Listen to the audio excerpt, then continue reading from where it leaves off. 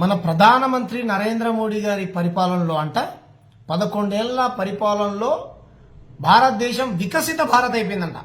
వికసిత భారత్, సంక్షేమము, ఏదేదో పేరు పెట్టుకుంటూ వచ్చిరండి.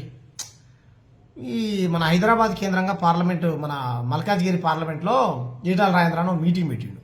దానికి ముఖ్య గెస్టుగా మన బీజేపీ తెలంగాణ రాష్ట్ర అధ్యక్షుడు కిషన్ రెడ్డిని పిలిచిండు.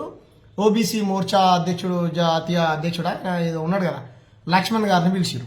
ఇంకా చాలా మంది ఓడిపోయిన వాళ్ళు, గెలిచిన వాళ్ళు, బీజేపీ నాయకులు చాలా మంది వచ్చారు. ఇంకా కిరాయికి 500-1000 రూపాయలు పోయినటువంటి వ్యక్తులు కూడా చాలా మంది ఉన్నారు. వీళ్ళు ఏం చేశారు చెప్పు. నేను నరేంద్ర మోడీ గారిని సూటిగా అడుగుతున్నా. మీకు హిందీ వచ్చో రాదు, మీరు తెలుగులో ఇచ్చారు ఉపన్యాసం. क्या किया है मोदी जी देश के लिए, देश का जनता के लिए आपने क्या काम किया है 10 साल में? बोलिए मोदी जी। भाई बहनों क्या किया है? खाली भगवान के नाम लेके भगवान के ऊपर वोट कमाने के काम ही किया, लेकिन जनता के लिए आपने क्या काम किया है? खाली जय श्री राम का नारा लगाता, जय श्री राम का नारा उठाता, यही है क्या राजनीति? हिंदू, मुस्लिम, क्रिश्चियन, यही लफड़ा लगाता है हर दिन। क्या काम किया है? कुछ रोजगारी दिया है आपने? कुछ नौकरी दिया है आपने? कुछ काम किया है आपने देश के लिए? क्या काम किया है? ऑपरेशन सिंदूर आपका क्रेडिट है क्या? फिर इतना लोग इधर पुलवामा जवान लोग, इतना लोग 43 मेंबर्स मरा हुआ है, वो लोग का क्रेडिट किसका है? आपका क्रेडिट नहीं है नरेंद्र मोदी जी? बोलिए साहब। आपका एक केंद्र मंत्री अमित शाह इस देश का संविधान लिखा है, बाबा साहेब को गाली दिया है पार्लियामेंट में, अभी तक आपके मुंह से एक बात भी नहीं आया। प्रेस कॉन्फ्रेंस को कभी नहीं लगाया आपने, प्रेस का सामने आके कभी भी जवाब भी नहीं दिया। क्या भाषण दे रहा है आप लोग को? क्या भाषण देने के लिए आपको प्रधानमंत्री किया है जनता?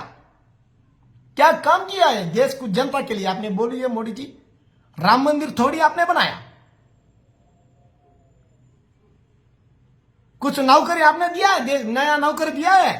पेट्रोल रेट बढ़ा दिया, गैस रेट बढ़ा दिया, डीजल रेट बढ़ा दिया, हर तेल रेट बढ़ा दिया। गरीब लोग को खाने के लिए बाटी नहीं मिल रहा है, रोटी नहीं मिल रहा है।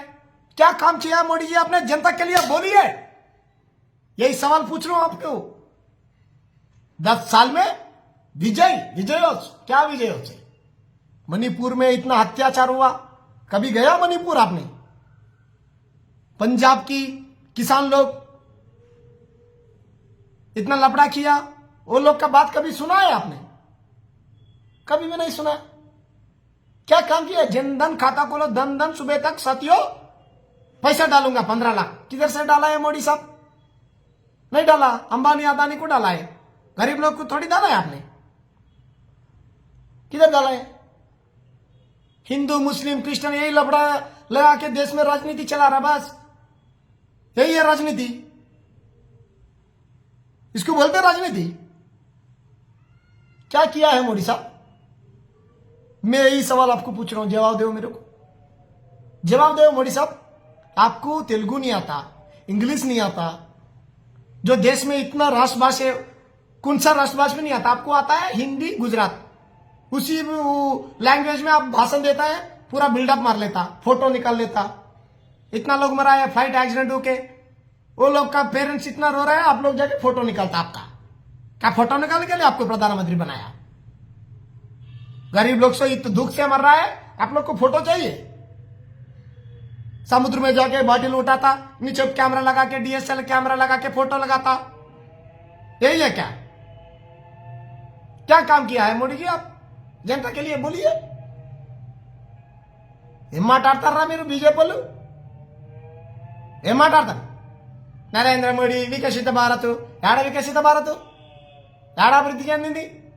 Petrol rate, gas rate, diesel rate, మంచినీళ్ళ రేటు, ప్రభుత్వ రంగ సంస్థలు మొత్తం అమ్ముకుంటూ, మణిపూర్లో ఆడవాళ్ళని బట్టలు తీసి రోడ్డు మీద ఊరేగిస్తూ, పంజాబ్ రైతులు వదిరానాయన నల్ల చట్టాలను పోరాటం చేస్తుంటే వాళ్ళ కాళ్ళకు మేకులు దించుకుంటూ, హిందూ ముస్లిం పంచాయతీలు పెట్టుకుంటూ, ప్రజలందరూ దేవుడి మీద ప్రేమ పెంచుకొని పైసలు ఇస్తే ఆ రామ మందిరంకి వచ్చినాడు చెక్కులని మాయం మింగుకుంటూ యాడ్ చేశారు. మీరు అంబానీ అదానీలకు దేశ సంపద మొత్తం కట్టబెడుతూ, దేశాన్ని చూసుకుపోయిన దొంగల మా డబ్బులన్నీ రుణాల పేరుతో మాఫీ చేస్తూ ఏం చేశారు మీరు? చెప్పు.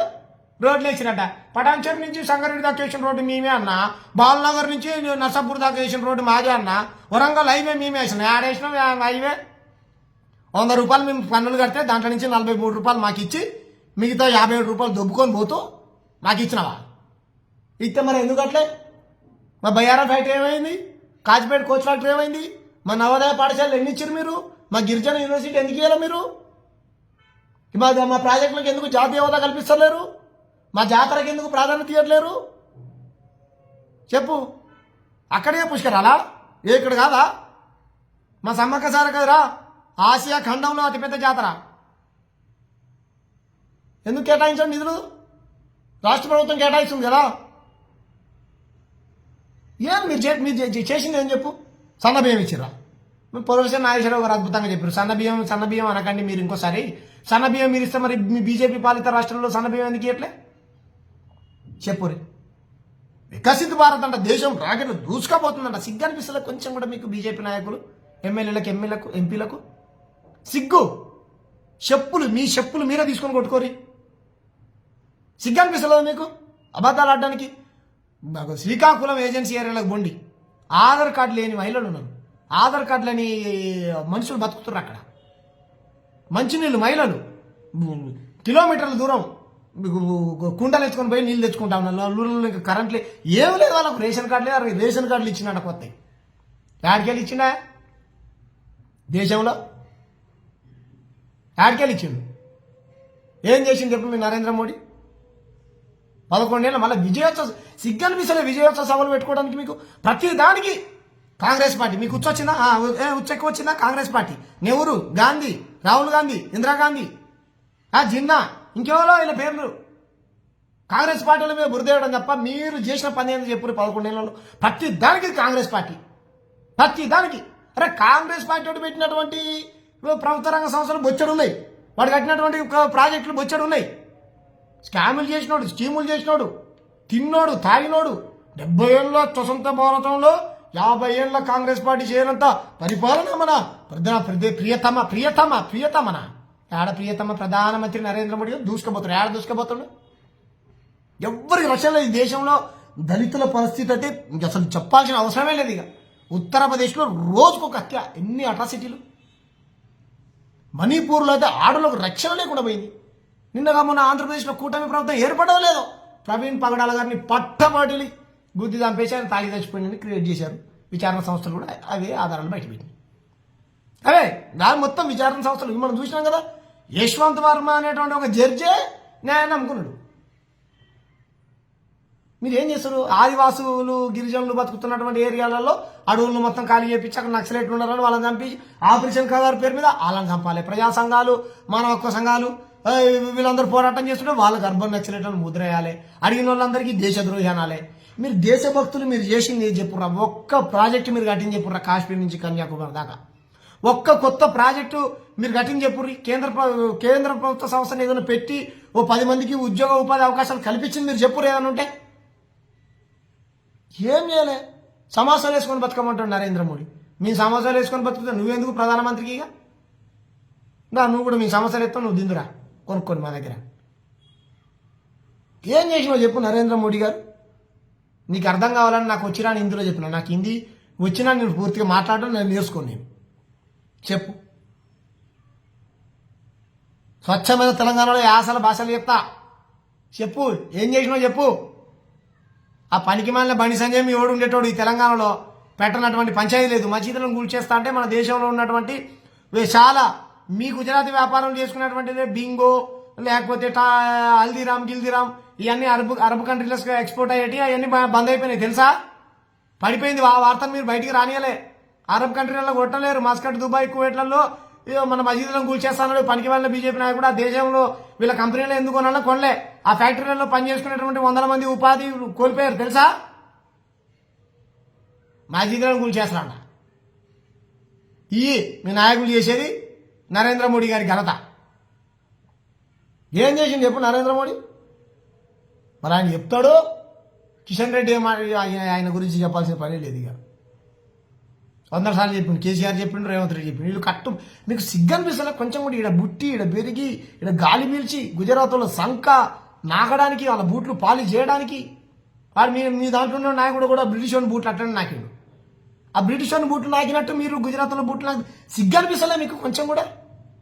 తెలంగాణ తల్లి పాలు తాగి ఇడ పెరిగి ఇడ పెద్దగా ఈ తెలంగాణకి ఇంత అన్యాయం జరుగుతూ ఉంటే